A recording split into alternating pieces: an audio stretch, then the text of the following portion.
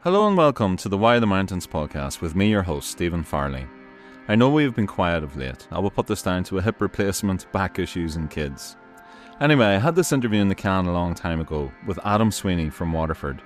Adam is currently training for an attempt on Everest with Jason Black in the spring of 2026, so I thought it would be good to put this out now, with the hope of touching base with him when he gets back from the Himalayas. I haven't edited myself much out of this one. I hope it sounds okay. Adam is just lovely to talk to, and I really hope he does well on Everest.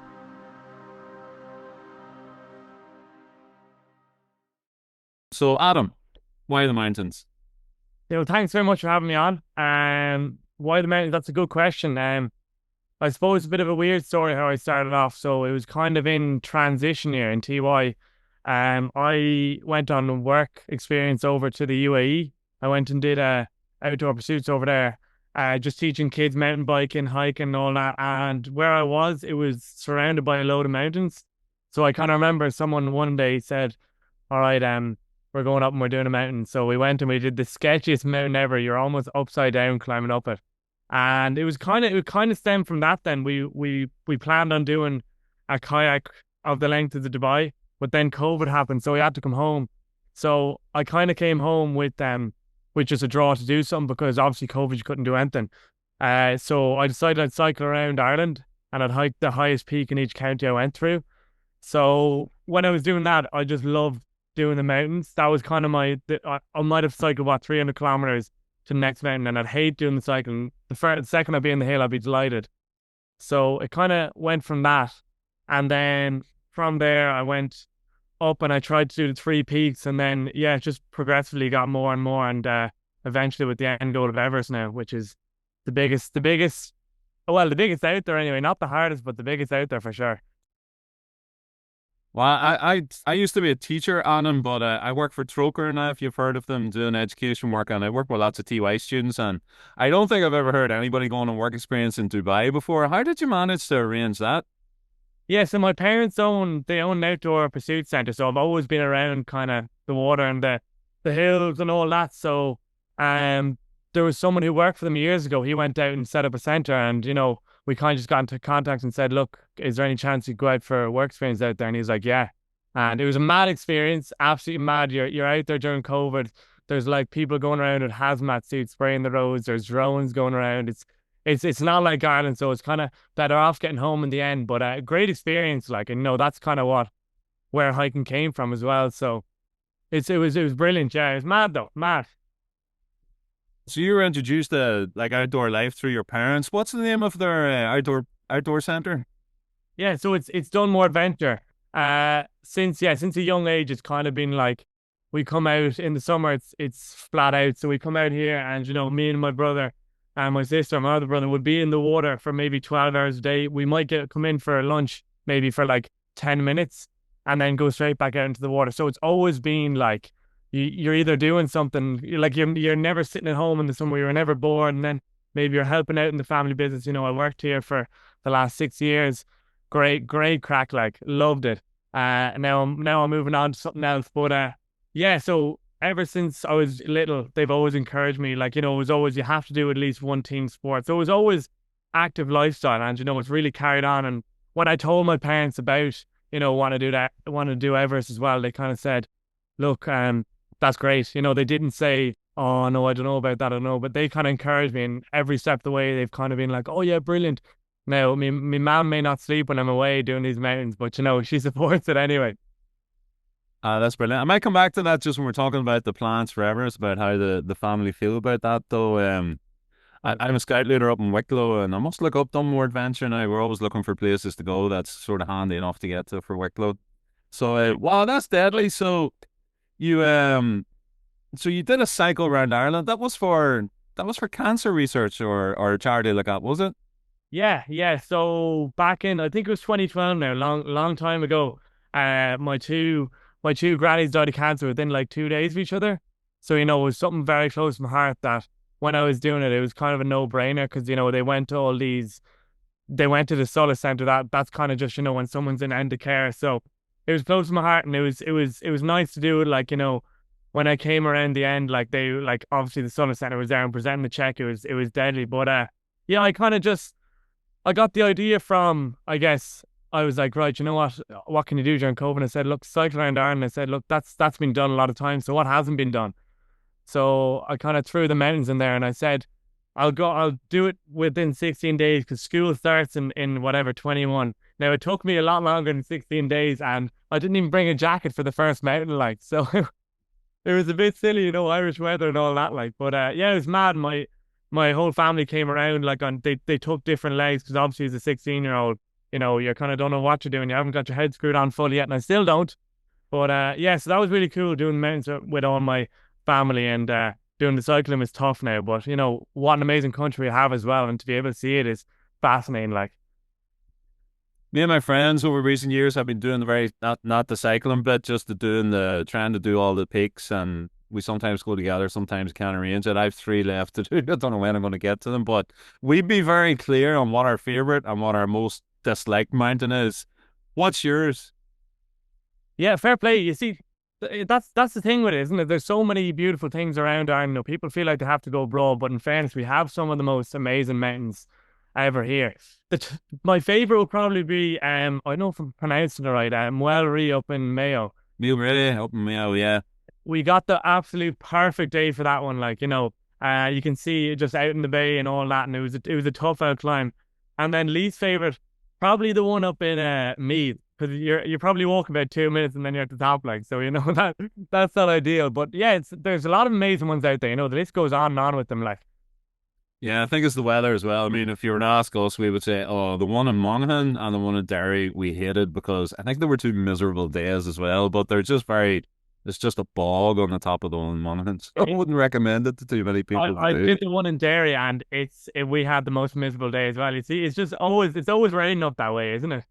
I think so. I think so. Well, that's so you finished that in that go, yeah. You got all the mountains done. Yeah. So I finished a bit late. Finished after probably a month. Got a great welcoming home, like a load of my friends, and then we all went down for a swim. And presenting the check was cool. So then it kind of moved on to the next one. I suppose I didn't do anything for 6 months until the next goal, which was the Three Peaks, which I did. So the three highest peaks in the UK. So I did that with my brother. So it was England, Scotland, Wales. We had what was it, Scaffold Pike. Oh my God, I'm forgetting the main ones. Scaffold Pike, Snowdon, and Ben Nevis. There you go. Fair play. They're meant to be the easy ones, well, and yeah, that was tough. There, that was hard. Well, I'd recommend to definitely get a driver to do that because that was the hardest part. Me and my brother said, should we hopped in the Fiesta, and we decided we'll be able to drive the lengths within the. But that was tough. Like, you're getting fierce tired. But yeah, we did that as well in 24 hours. That was fairly brutal. We had snow on top of I think it was snow. We had snow. And that was deadly. Like, we kind of slid down on our arses halfway down. So it was good crack. But yeah, that was great. And then the next day, unfortunately, we had to go to a beach lifeguard and we could barely walk. So that was pretty funny, having to do runs like, and you can't even walk. But yeah, that was deadly now. I used to live in England. I've done those mountains lots of times. They're deadly, aren't they? Especially, I love Snowdon, especially when you can get like a cup of coffee and a sausage roll on the top in the cafe. Yeah, they're lovely. They're tough though, and they're so busy now these days. Like, we were up there now, and yeah, I think we finished on Snowdon, and I'd say it took probably an hour to get a photo on the top. It was that busy, like. It's mad over there. But yeah, they're deadly. They're beautiful mountains and they're tough. There's so many ways you can do it. Like, I'm sure you've done a good few of them yourself now. Did you do any of the harder routes? Did you do Crib Goch or Tower Ridge or anything like that, or just the normal No, routes up? we did, yeah, straight up and straight down, kind of doing the time as quick as possible. So I'd love to go back and do, the harder ones, because you see some of the videos on Instagram and all that, and you're like, wow, that can't be the UK. Like, that has to be somewhere exotic, but it is, like, beautiful. Three peaks in the UK, Adam, and then how do you get then to, was it Aconcagua was your first big peak, or was there peaks in between? No, there wasn't. When I went over, I was talking to the people, and they were like, "Oh yeah, so I've done whatever 5,000-meter mountains before and all this, and I had only done whatever 1,100 or whatever it was." So I kind of made up. I said, "Right, I'll just say that I've done 4,000 meters until I've got this mountain in the bag." So went over there with a great team. Superb landscape. It's unbelievable. So I went to Chile for a week and traveled around. Thankfully, didn't get sick or anything like that, and then. Yeah, on to Aconcagua, and I was not prepared for it at all. I wouldn't have said, like, my training, like, it's shifted so much since it. It was such a learning curve. Like it shifted so much in a good way now that I did that. But like Aconcagua, you know, I barely got up, and thankfully I got up. The team kind of dragged me up, but then since I've shifted with my training, like on the mountains now, I feel a lot more comfortable. But yeah, it was mad. It was deadly. Like what, 6'9", 6'2". Jason was just over there actually the other day. He had a successful summit there, so that's great. Like, but yeah, it's beautiful. And you know the steak at the end as well. It's something else. Like, Yeah, I saw on Instagram that he'd had a successful summit. Um, yeah, I think he might have had a Mayo footballer with him, or it looked like a Mayo footballer. I'm not sure. But yeah, he has listen, what Padraig O'Hara over Padraig it. O'Hara, is he that the Mayo Yeah, footballer guy? he is. Yeah, he is. Ah, Jesus, it was him, right? Okay. You're I right. Yeah. thought I was looking at him going, is that him? Very good, very good. Listen, what was the problem in Aconcagua? What was it about your training that was lacking for that then? Well, like I did find the altitude really, really tough on that. You see, a problem I had up there was I wasn't getting enough fluids in. So then I stopped taking Diamox for what if people don't know what Diamox is, just altitude. It helps with altitude sickness. So everyone can taste when they go over. So I stopped taking that on base camp probably, and then just the headaches were horrible. And then I got really dizzy towards the top and all that. So kind of I shifted towards now if I'm on the mountains, you know, getting a lot more fluids in than I need, eating more than I need. So just when you're on that mountain, because it's one of the hardest things to do on a high altitude mountain is actually getting fluids in and eating. And like your body's just rejecting every food you take. But yeah, look, it was some experience, and you know, I was so glad to get to the top and see the bottom as well. But yeah, I'd like to go back again one day and just, you know, properly do it. You know, go up by myself, and look, with all the training I have now, hopefully I'll do it in a few years to come. Were you able to enjoy the summit? To be honest with you, not like of course, like I have vivid memories, but you know, I almost don't remember some of it. Like if probably if it was 50 more meters, I would have turned it around. But like I definitely had enough to get down. But yeah, if it was 50 more meters, I don't reckon I would have gotten up. But like yeah, when I got there, still the of getting there, you're looking around and you just see like the most amazing landscape ever. Like you can see Chile, you can see everything. Like so, it was some experience, and yeah, it was definitely tough. Like it was tough out slog. And there's people there. They bring like you pay them to bring up your bags and stuff, and they go from base camp up to like camp 3 every day, which is like a mammoth task. Like, and you're watching them, and they're almost running past you. They're absolute beasts over there as well. Like. So you were fit enough, but it was your first experience at that altitude, and that was what was catching you out. Yeah, and maybe like not doing, you know, intervals and stuff like that. Like I was definitely fit enough, but you know, a bit naive going on to the first man. But yeah, it was tough. Like it was just yeah, the altitude did get to me. You know, that's kind of the worrying part about any expedition before, because you know you could be the fittest person on the planet, and the altitude could get to you. You know what I mean? Like you never know how your body's going to react. So I kind of shifted that, and now touch wood anyway. It's been a huge difference. So it's been great now. But even back in Calgary, you know, I kind of realized like I can bear this. Like it's just something I need to work on when I get home. So it was a good experience, and the guys and all were absolutely amazing over there as well. There was some crack on the party we had when we got down as well. Oh, it's worth it. Like Oh, 100%. 100%. When was that? When was Aconcagua? so that was February 2024.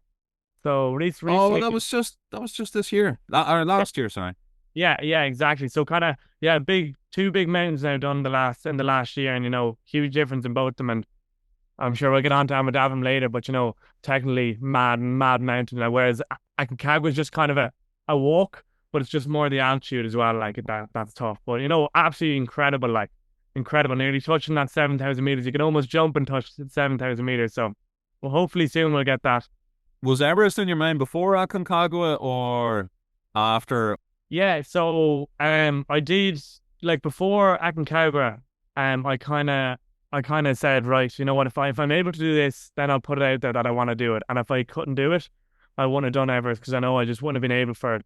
So I kind of, you know, I was talking to, do you know, I'm sure you've heard of Jenny Copeland. She went and did Everest a few years ago. I was talking to her a few times 'cause she went to the same school as me, just about it and all that. So I went over there anyway. She's absolutely fantastic woman, did amazing things. Like, went over there and, you know, yeah, I summited and I said, right, you know what, I'll push myself and I'll put myself out there because, as you know, it's a huge amount of money. So you can't really wait until last minute to say, right, I'm doing Everest, because no one's going to believe you as well.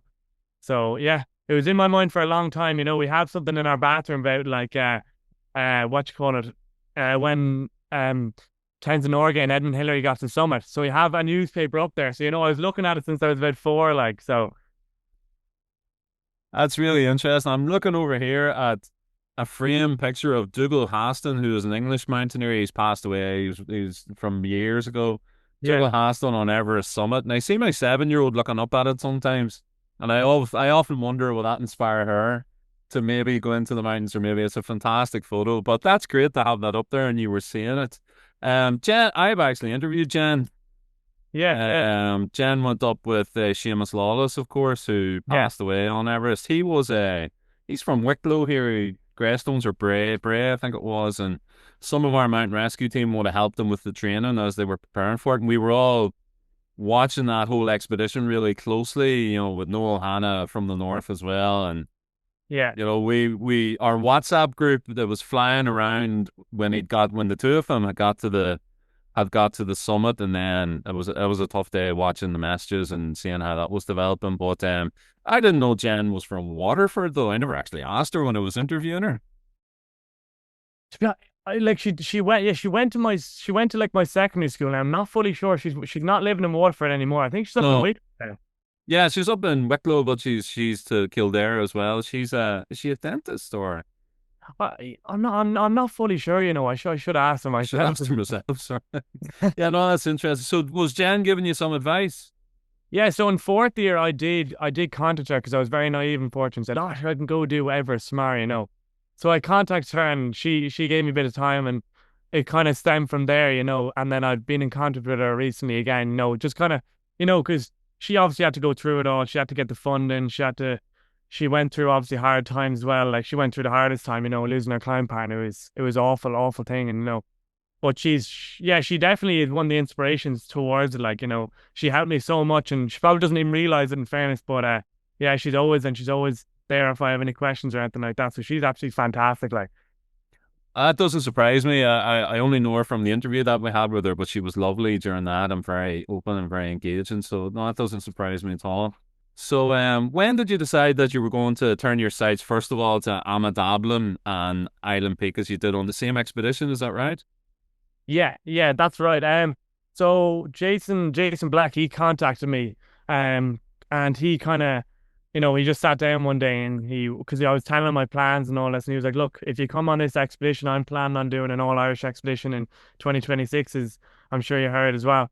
But yeah, so he kind of was talking to him one night, and he explained, and I was like, look, you know what, I'll go home and I'll think about it. And I had a look at the videos from Amadablam and everything, and it's just absolutely amazing. Like, and so I went over there with like an all-Irish team, and you know what, I haven't looked back since. It was probably one of the best decisions I've made towards my journey, because it was such a tough experience, like minus 30 degrees and all that. It was fairly cold, but yeah, it was Jason Black who actually got me into doing Amadablam. I probably didn't even know it existed before I came across him, because I told him my plans, and he was like, look, you can do it a different way, and more technically and all that. And it was great. Yeah, no, delighted I did it. Yeah, it's a well-known mountain for people who are planning to do Everest, because not so much the altitude, but the technicality of it. I mean, I've been to Island Peak and Everest Base Camp, and it's just stunning. Like, it's there the whole time, isn't it, as you're walking up the valley? And it's even more iconic than Everest in some ways. It's so picturesque. It is when you're opening up anyway, isn't it? Yeah, you can see it. Oh, as you say, Everest you can't really see until last minute, but like this mountain is just lurking there over your shoulder the whole time. That's right. Yeah. So how did you find Island Peak then? So that was your first foray above 6,000 meters? No, sorry, Aconcagua. So it wasn't even as high as. Was this just to acclimatize? Yeah, it was. So normally you do on Amadablam rotation. So you go up to Camp 1, and then you come back down. Then you might go up to Camp 1, touch Camp 2, and then come back down. So Jason decided that, we may as well bag 2 peaks at the same time. So we went to Island Peak. That was tough. It's changed a lot. Jason was saying the last few years. It's a lot of. I hadn't done much rope work before. I've done a bit of climbing and stuff and all that, so I know all the ropes. But doing the rope work was really interesting. But yeah, it was busy. It was very busy, like up there, and there was a lot of work, and it's a tough mountain. Like it's an early morning. I think we did on Summit night. We did probably I think we did 23 hours pure just hiking, going straight off the bat. Because we wanted to get back down to a certain town. But yeah, it was tough, but it was a good acclimatization, and it was massive. Like it was massive because even bagging that, you're filled with confidence then, and the whole team getting up. You're so proud flying that Irish flag like up there with the entire team. So it was really good, yeah, really good. And the Sherpas, of course, were amazing on it as well. Did you go up from base camp or did you do a high camp on Island Peak? Yeah, so what we did, we went from, I think, I can't remember the town before base camp. We went from there to high camp, and then high camp up, and then we went back down a good bit to another town. I'm not very good at that. I'm sure you know the town names being on Island Peak. No, I can't remember them actually. I'm actually going to look it up here now as you're saying that. Yeah. So you went from base camp up and then back down to that village. Chunk. It's not. No. I'll get it. Chacon. Chicon, that's the one. Yeah, I knew it was something like that. Yeah. Fair play. So look, It's, I was only there 2 months ago, and I still forgot it. Like so. yeah. So the whole team got up to the top Island Peak, but So there's a little bit of technicality on Island Peak, a little bit of rope burp and stuff, but I don't think it compares to Amadablum. What was Amadablum like in terms of technicality? Yeah, it was tough. Like there's kind of what is it? It's the yellow wall or something they call it, where you're going up and it's just vertical. And you've just got a Jumar in your hand, trying to climb up, and you've probably got about 2,000 meters below you. So going up it and coming down, it is like you have to be clued in the whole time, because at the end of the day, you're kind of, especially when you're abseiling down, it's kind of on you. But yeah, it was tough. But what an experience like it was. It kind of it made me realize that I want to do more technical mountains rather than just say like going and doing a peak just for the sake of it. I'd like to go more to the technicality side because it's just it's so tough, and like you're probably going like 5 meters and you felt like you've done about 100. Like, but yeah, it was great. It was great. It was tough mountain. What training did you do from a technical side of things to prepare for that? Well, so yeah, a lot of days in the hills and all that. I had a bad knee injury before I went over actually, so I couldn't run, which is a bit of a pain for probably 3 months, and then maybe a month before I could get back at that. So I went and did like a lot of days in the hills, a lot of fitness classes and all that. And then we have a climbing wall here, so like I can kind of do a few bits on that. But we did it. We did a good training day over there with getting everyone perfect. Like we probably did. We did a load of hours doing it, so everyone felt confident on the ropes as well. But yeah, no. So a good bit of training went into it, and yeah, so it kind of paid off in the end, I suppose. So sorry, I really don't know much about Amadablum. So I know it's technical and it's rope work and all that. What's the crux? What's the hardest bit?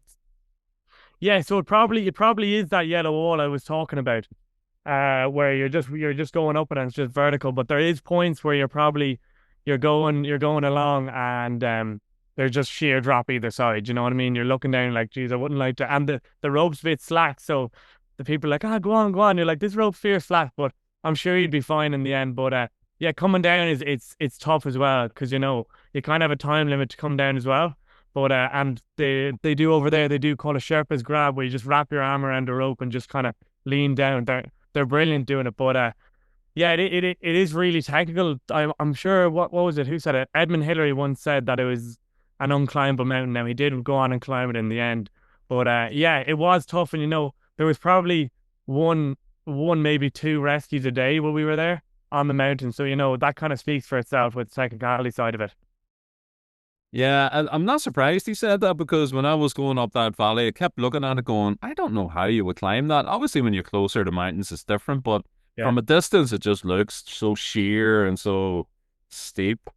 Yeah, Yeah. so you were the only one of Jason's team who got up to the top of Amitabla. How did that go for the rest of the team? What happened? Yeah, so unfortunately one guy he couldn't make it past base camp. He just got severe dehydration. He just didn't get the water into him. But it was a mammoth effort to get there, and actually it paid off in the end because we had to have a rescue while we were there.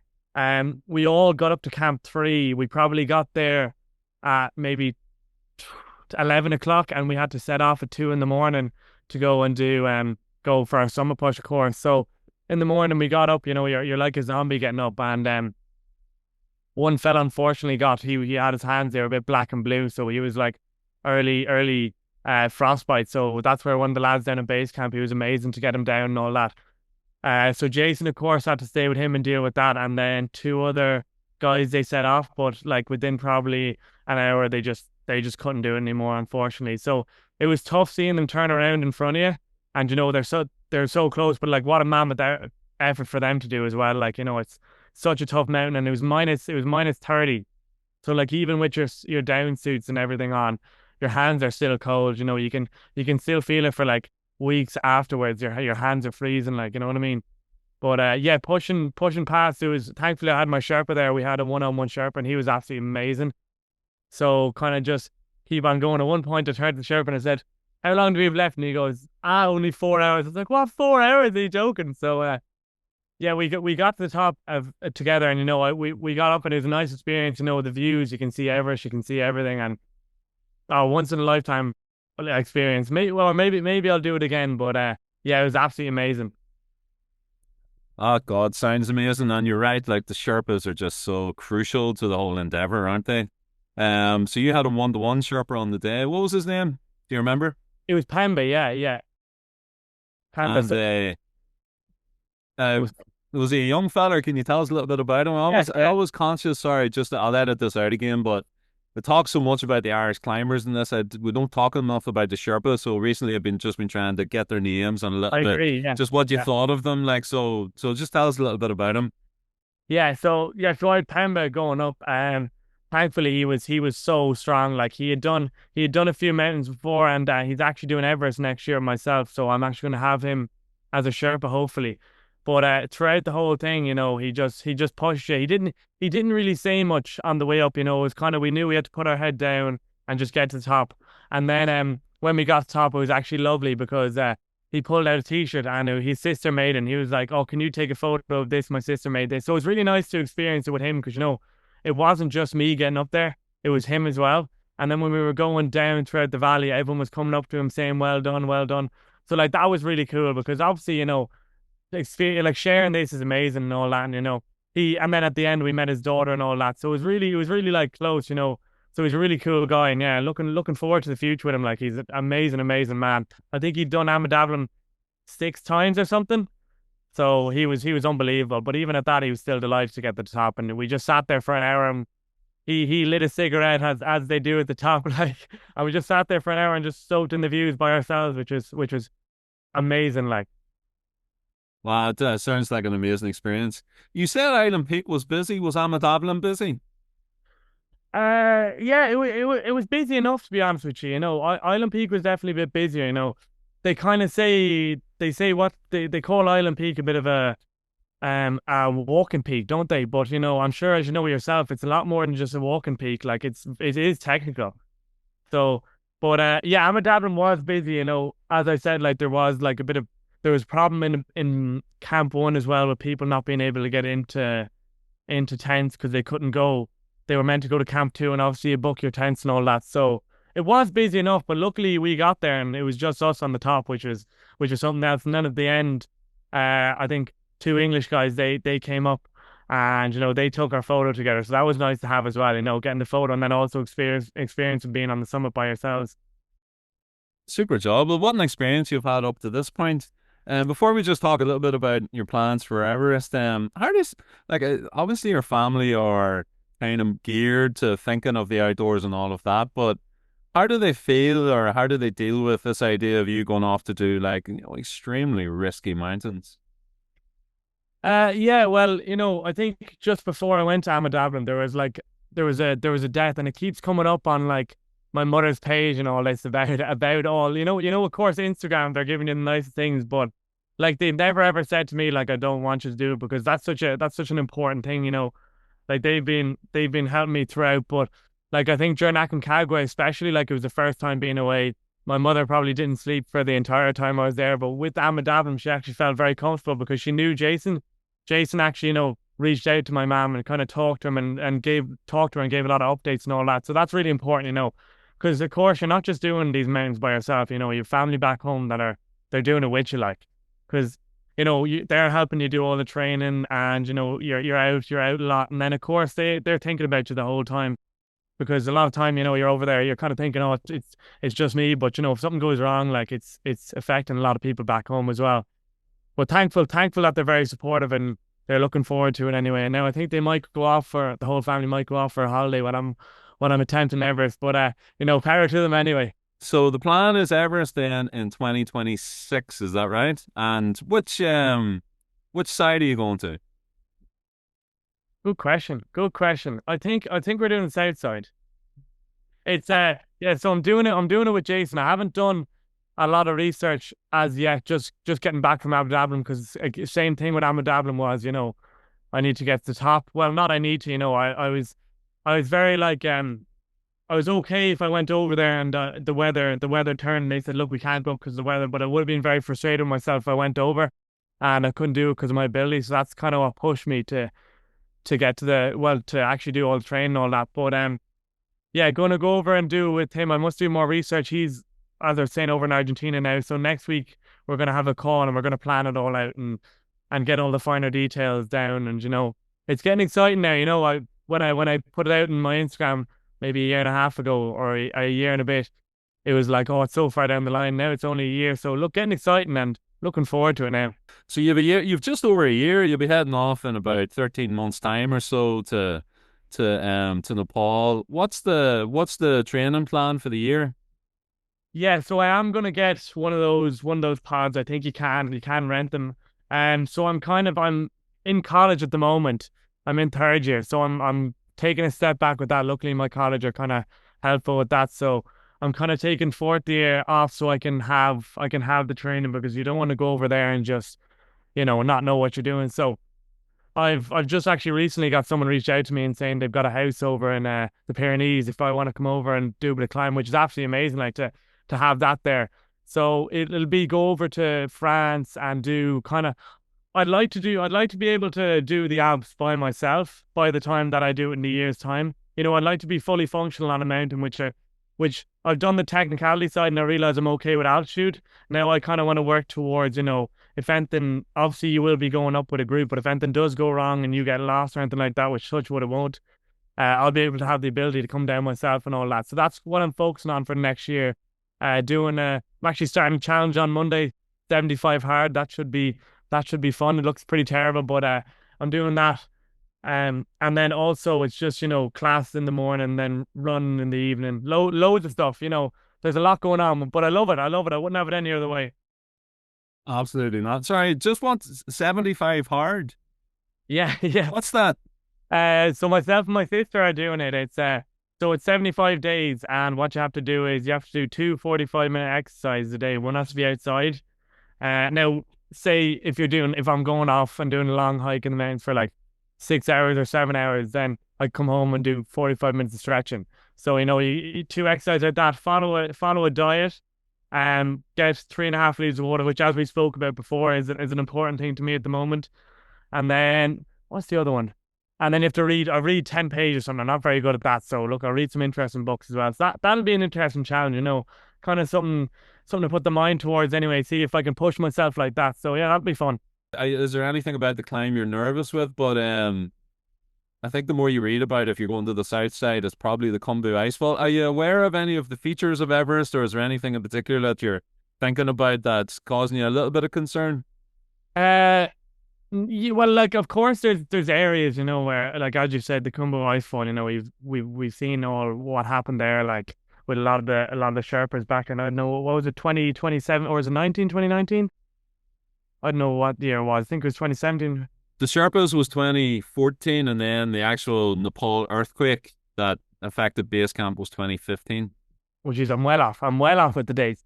But like, you never know, because unfortunately a lot of things are out of your control. So I'm in the mindset at the moment that, if I do everything I can to make sure I'm fully fit for this hike, then look, the rest is out of my control. But yeah, I suppose I'm not really nervous at all, to be honest with you. I'm very comfortable at heights and all that, and it's something I've always wanted to do. And I was thinking, oh, I should do it later in life, and then I was like, sure, look, you know what? when you're young, you recover a lot quicker, and I noticed that on the hikes as well. No, I woke up the next morning and I felt great and all that. So I said, why not go and do it now while I have the chance? You know, maybe later on in life I might be tied down to a job or something like that, or maybe not. Maybe I might use this as my full-time career or something like that. Just an all-round lovely person. I really do wish Adam all the best in his attempt to climb Mount Everest. I am pretty sure from the Nepal side. He is part of the team led by Jason Black, a renowned mountaineer from Donegal, who has summits of Everest and K2 and is a very experienced expedition leader, guide and high-altitude mountaineer. If you want to know more about Jason, I interviewed him a while back, I think in episodes 12 and 13. To learn more about Adam, check out irishadventurer.com, or you can find him on Instagram and TikTok at Adam T. Sweeney. Anyway, it's good to be back. Look out for new episodes from January on the Why the Mountains podcast. And in the meantime, stay safe and stay cool.